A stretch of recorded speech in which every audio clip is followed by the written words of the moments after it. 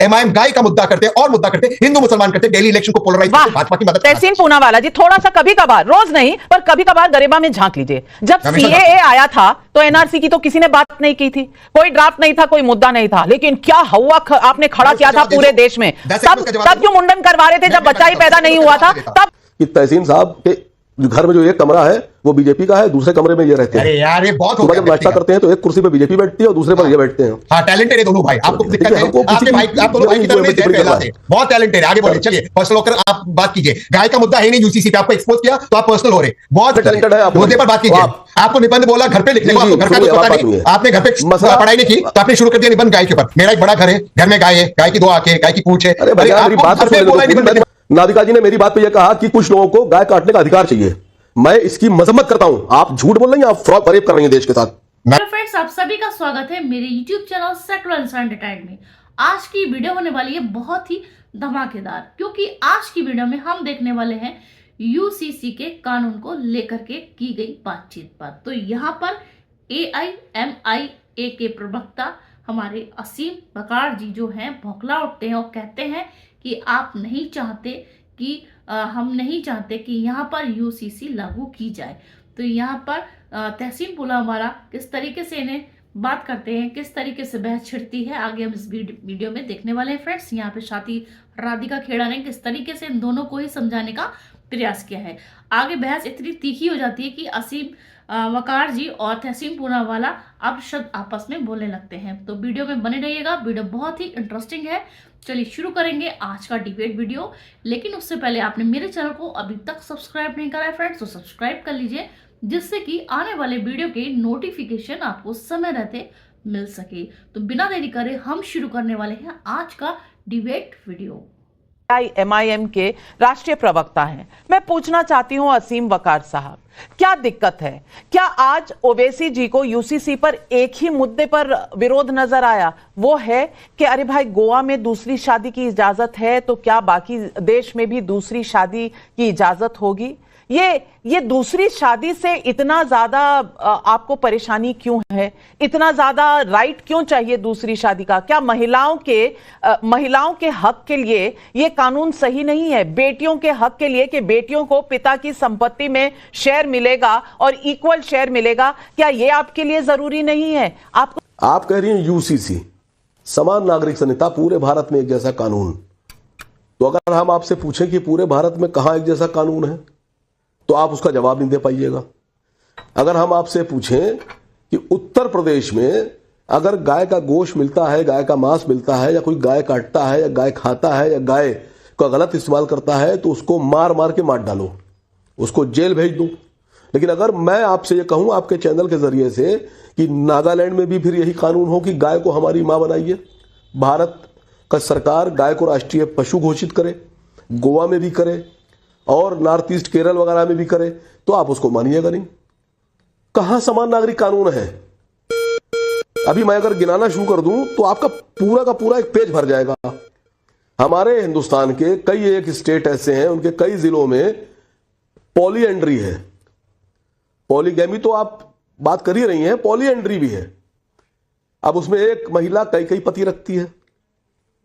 नागालैंड में कई जगह पे अलग कानून है, मणिपुर में अलग कानून है, त्रिपुरा में अलग कानून है, आसाम में अलग कानून है, उत्तर प्रदेश में अलग कानून है, उत्तरांचल में अलग कानून है। अब समझिए बात को, आप कह रहे हैं कि एक समान कानून। भारत के संविधान के हिसाब से जो बाहर के लोग हैं वहां नहीं जा सकते काम करने के लिए अपना प्रॉपर्टी लेकर। आप यहां बैठकर यूसीसी की बात कर रही हैं। आप खाली एक मुर्गे की टांग पकड़ ली, 4 शादी, 2 शादी, 3 शादी, 4 शादी, वो भी मुसलमानों मैंने नहीं पकड़ी। अब इसका इशारा ओवैसी जी खुद अपनी एक्स पोस्ट पे दें तो ये मेरी गलती तो नहीं हो सकती। आप मुझे कानून पढ़ाने निकल पड़े, आप कह रहे हैं मैं दिखा रहा हूं। तो राधिका खेड़ा जी, मैं आपसे सवाल पूछती हूँ। इन्हें 2 बड़ी चीजों की चिंता है कि शादी का हक, दूसरी तीसरी शादी का हक इनसे छिन जाएगा, और दूसरी तरफ गाय मारने का हक जो है उस पर बात कर रहे हैं। बीच में कुछ नहीं, बेटियों को हक नहीं मिल रहा, वो इनके लिए चिंता का विषय नहीं है। तलाक से पहले औरतों को निकाल दिया जाता था, वो इनकी चिंता का विषय नहीं है। इनकी चिंता का विषय है कि दूसरी शादी का हक मिलेगा कि नहीं मिलेगा, और गाय को मारने का हक मिलेगा कि नहीं। मैं पूछना चाहती हूं क्या सोच में दिक्कत है या कानून में?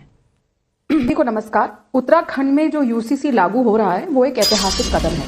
हमारा संविधान समानता, न्याय और एकता के जो मुद्दे हैं उनके चलते ये कानून इन सभी चीजों को और मजबूत रखता है।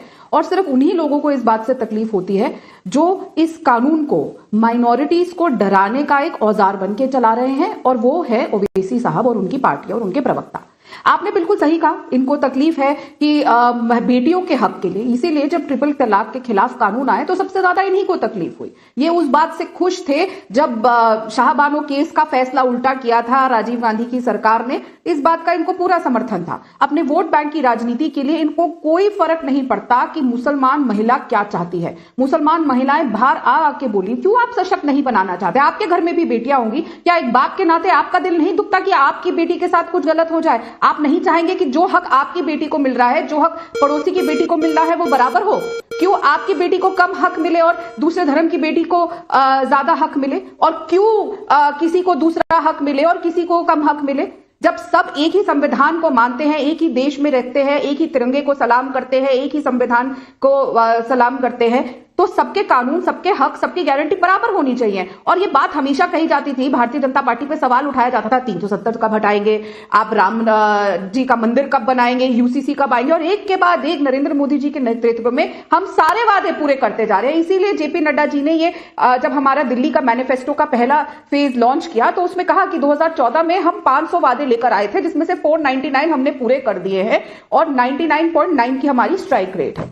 जाहिर सी बात है, जो लोग संविधान में विश्वास नहीं करते, जो लोग वोट बैंक की राजनीति करना चाहते हैं, डर और भ्रम की राजनीति करना चाहते हैं, उनको इस बात से तकलीफ होगी। आप क्यों नहीं चाहते? आप जब मुसलमानों की अगर राजनीति करते हैं, आपको खुश होना चाहिए कि मुसलमान बेटियों को बराबर का हक मिलेगा, उनको किसी से डर के डब के रहने की जरूरत नहीं है। उनको अगर जब उनको तलाक दिया जाएगा तो वो अपना घर चला सकेंगी। चाहते कि आगे तरक्की करे आपकी कौम। बिल्कुल तो सही सवाल, सही सवाल है। अगर बेटियों को, अगर बीवियों को हक मिलेगा तो इससे दिक्कत किसको है? और तहसीन पूनावाला जी, मैं पूछना चाहती हूं, एक राज्य में इंप्लीमेंट हो रहा है, नेशनल लेवल पर इस पे अभी भी चर्चा चल रही है, तो सलमान खुर्शीदी इतने व्याकुल क्यों हो रहे हैं? जय संविधान नाविका जी, थैंक यू सो मच, मुझे आपके शो में शिरकत करने का मौका मिला। मैं जानता था आपका डिबेट में एमआईएम इसको हिंदू मुसलमान और गाय पर ले आएगा, और पहले आपके दर्शकों को बताना चाहता हूँ, गाय का यूसीसी से कोई लेना देना नहीं। लेकिन भाजपा से और राधिका जी से मेरे कुछ सवाल है।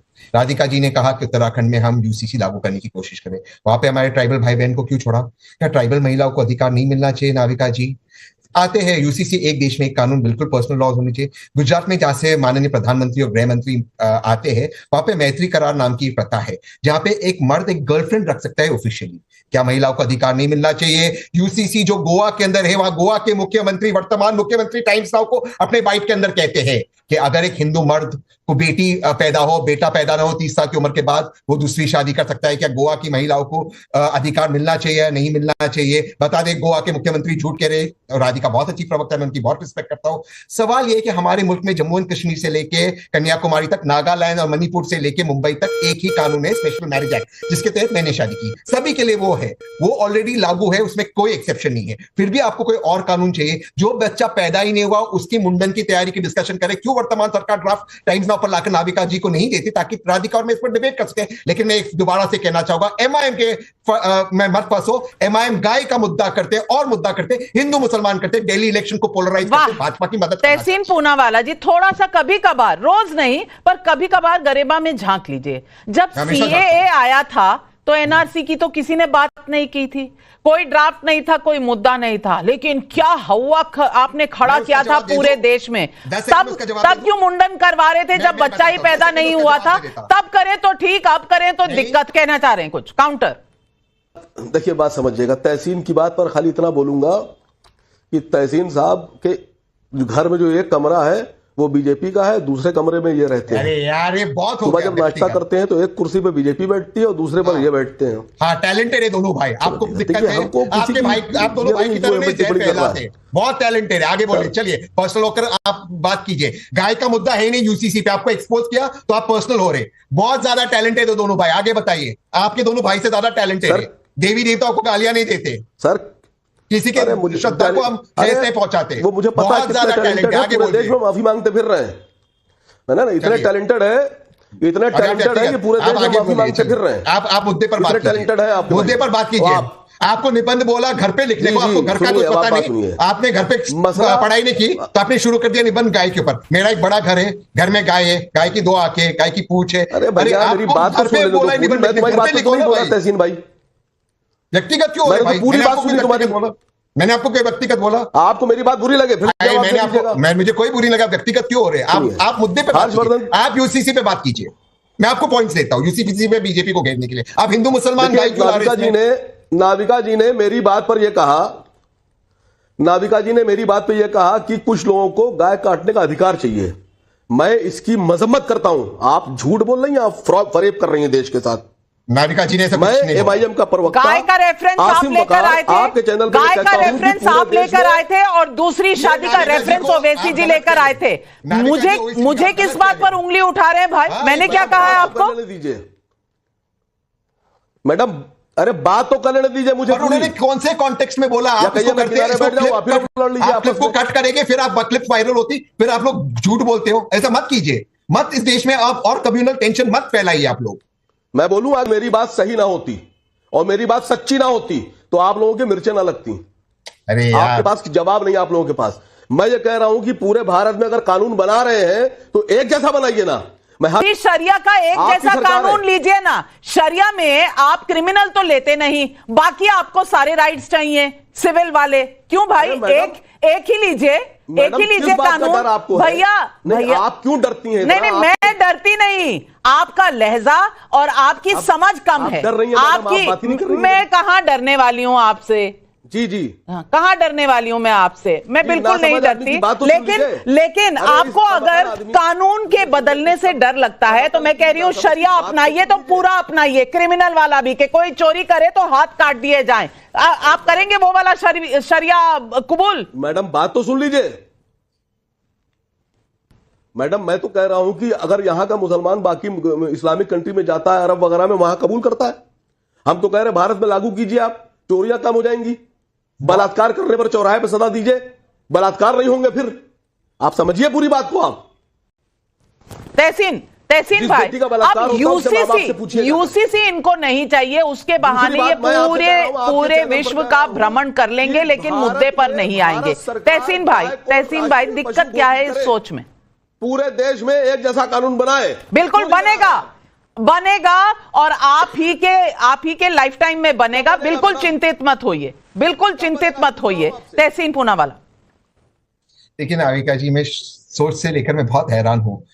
ये असीम भाई चाहते कि हमारे देश में हमारा संविधान नहीं शरिया लागू हो। अभी इस तरह की बातें अगर कोई करेगा उसके आगे क्या डिबेट है। लेकिन आपने जो मुझे सवाल पूछा था कि क्यों मैंने बात की कि जो बिल पेश नहीं हुआ है एनआरसी के समय, क्योंकि वहां पे माननीय गृह मंत्री साहब ने कहा था प्रणॉल जी समझिए।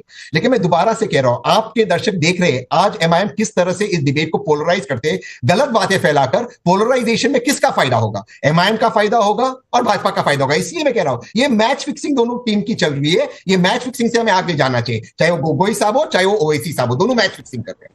अनुराग भद्रिका खेड़ा जी जवाब दीजिए। देखिए, हम बहुत, जैसा मैंने बताया कि ये जो चीज है, ये प्रधानमंत्री जी भी कई बार बोल चुके हैं। जब हमारे संविधान ये कहता है कि यूनिफॉर्म सिविल कोड लागू होना चाहिए और सरकारों को प्रतिबद्ध है ये करने के लिए, तो हम हैरान होते हैं कि किसी भी सरकार ने ये क्यों नहीं लागू किया, और खास करके ये कांग्रेस ने क्यों नहीं किया, जब वो अपने हाथ में संविधान लेकर घूमते हैं और संविधान को मानते नहीं। प्रधानमंत्री जी इस बात पे प्रतिबद्ध है कि हम, जैसे हमने 370 हटाया, राम जन्मभूमि में राम मंदिर बने, उसको सुनिश्चित किया, इसको भी हम एंड तक लेकर जाएंगे। इसका हमने उदाहरण दे दिया है, एक जगह हो गया है, आने वाली जगहों पे भी होगा। एक एग्जाम्पल है, चर्चा होके, ताकि कभी जब एक नई हम फेज में जाते हैं तो उसमें थोड़ा जो प्रॉब्लम्स आती हैं उनको ताकि आयरन आउट करके धीरे धीरे पूरे देश में यह लागू होगा और हमारी सरकार इसके लिए प्रतिबद्ध है।